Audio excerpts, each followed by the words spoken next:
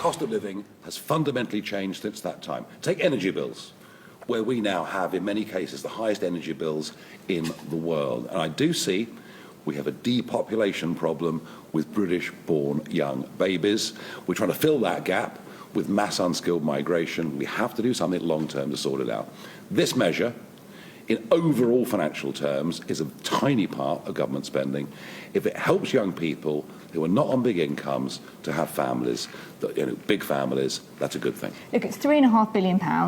You've got this marriage tax breaks announcement. We don't know how much that might cost, but billions more. How is this paid for? Are you looking at raising taxes for working people? No, we're looking at big cuts in government spending, scrapping the climate change initiatives, which cost us tens of billions of pounds a year, getting rid of DEI, costing way too much in the public sector. You don't know how much money you'll save. I mean, £7 billion is the estimate given to us by think tanks on climate change, up to £45 billion a year. That would leave lots of money in the bank. But will you cut other benefits as well? There are other benefits. Yes, absolutely. You'll hear more from us.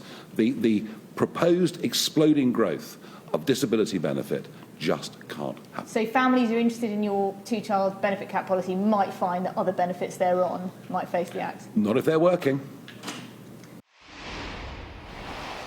Let's bring in Tamara, who joins us now. You were at that press conference. Nigel Farage taking aim at most of the front of the Labour government benches, going through them one by one, then also taking aim at the Conservatives, saying that voting for them was a wasted vote, and then also announcing a couple of policy areas for Reform UK. What do you make of the overall package of announcements and criticisms that Nigel Farage had?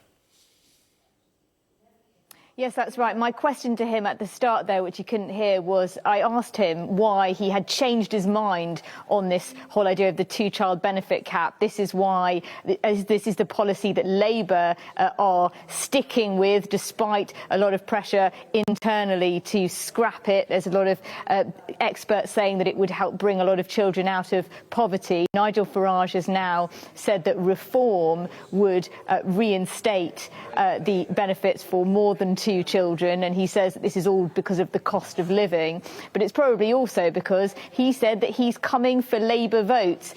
The reason for this press conference here in a smart London hotel is because it's about a year since Nigel Farage came out of his retirement to return to frontline politics, to lead reform again.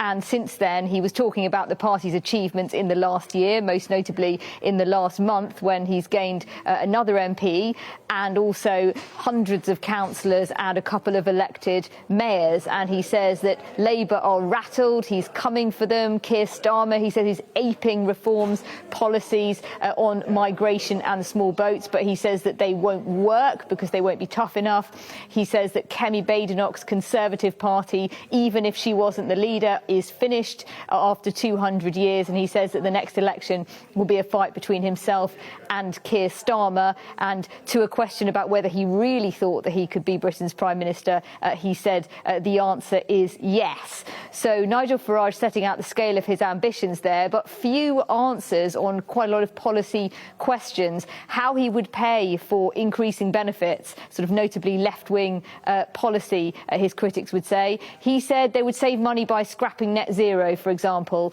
scrapping a lot of sort of diversity and inclusion policies, which he talked a lot about in the local election campaign, but it's not clear whether they really actually take up a lot of money. So a lot of questions to him really about how he fleshes out this agenda. He interestingly didn't say whether he would, if he was running the country, keep the triple lock on pensions. And he admitted that there is a lot of work still to be done on what they would actually represent. But Nigel Farage saying that the next year is going to be critical with Scottish and Welsh elections, but also acknowledging that now that Reform is actually running things, they're running local councils, they really are on the hook for delivering some of the things they promised in those campaigns, most notably closing down asylum hotels, for example, and saving money, and that they will be judged on whether that happens.